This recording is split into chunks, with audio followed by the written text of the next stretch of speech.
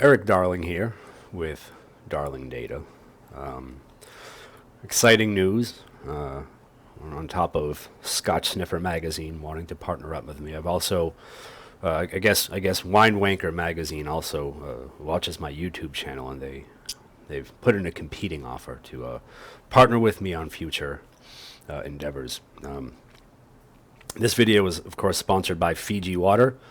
I guess not really, because I don't know if this is actual Fiji water or if this is the Fiji water bottle that I refilled with New York tap water. Maybe it says something about my palate that I can't tell the difference between a fresh bottle of Fiji water and New York tap water, but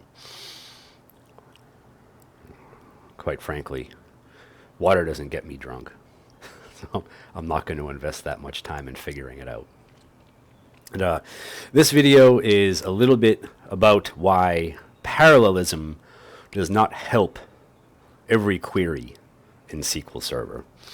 And what I have set up over here is actually a view called parallel but serial, which is oddly enough gets aliased by Redgate SQL Prompt as PBS, which I find amusing because this is supposed to be a very informative and entertaining Sesame Street video or something.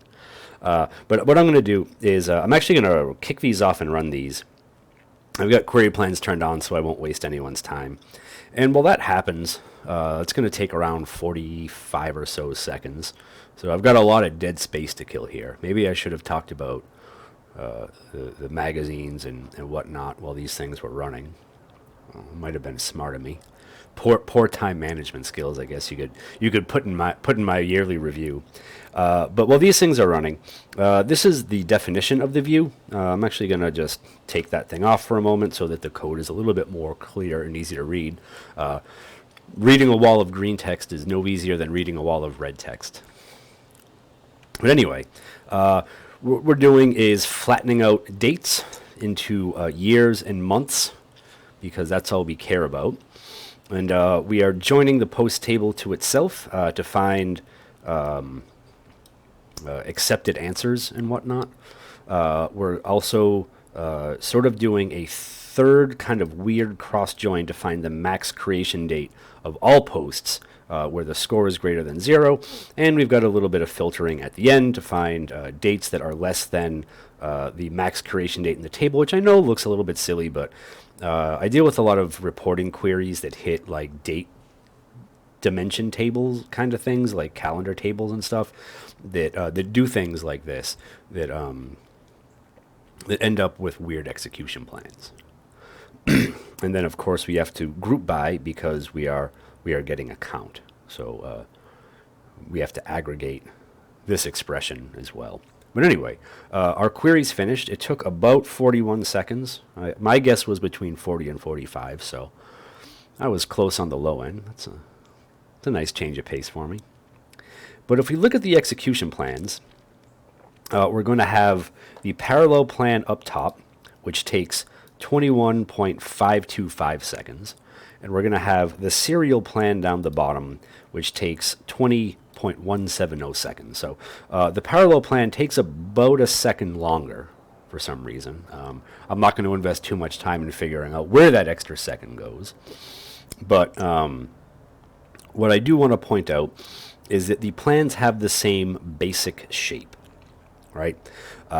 They both start with an index seek into posts. Down here, we have our index scan of posts that goes into a loop join to seek into posts, which is the same thing that happens here. We have a key lookup. We have another nested loops join back to posts again. And the only thing that's really different are some of the repartition streams operators that come along with a parallel plan. All right. Now, this is an important thing that you need to check when you have a parallel plan and you're like, wow, this parallel plan is running a whole lot more slowly than I think it should. What the heck is wrong with this parallel plan? One thing that you want to check and make sure is not happening to you is skewed parallelism. So if we right click on this nested loops join and we look at the actual number of rows, we'll see that absolutely all of the rows in this query end up on a single thread. And this will continue throughout the query. If we click on different operators, all of the rows will be on one thread going throughout. I mean, clearly, like the worst of it is in here, where we're dealing with a lot of rows. But, you know, the story doesn't get much better. Well, I mean, the story does get much better as rows get filtered out, but the story doesn't get much better as far as like row distribution goes when even after the number of rows gets narrowed down, they're still all on one single thread. Now, the way that SQL Server assigns pages to parallel threads in a query is via a mechanism called the parallel page supplier, which uses a sort of a hashing function, which is like, I don't know, like modulus dop, like modulus, 8 or whatever for this query, since we ran it at max dop 8, and it starts assigning pages by using that and saying, well, this row goes to this thread, this row goes to this thread, this row goes to that thread. But in this case, we get incredibly unlucky, and all our rows end up on a single thread. Now, there are various ways to solve this. Sometimes actually forcing loop joins can be a good way to solve it. Sometimes forcing different join types like hash or merge joins can solve it, especially changing the plan shape and all that other good stuff.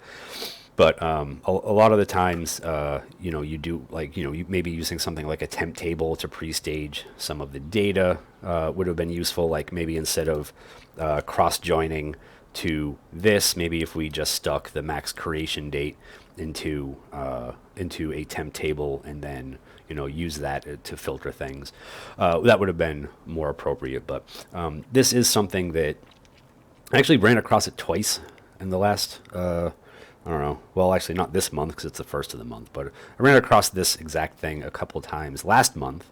That would be April for anyone counting, and there were, well, I mean, the stuff that I just talked about was kind of how I ended up solving the problems in those cases.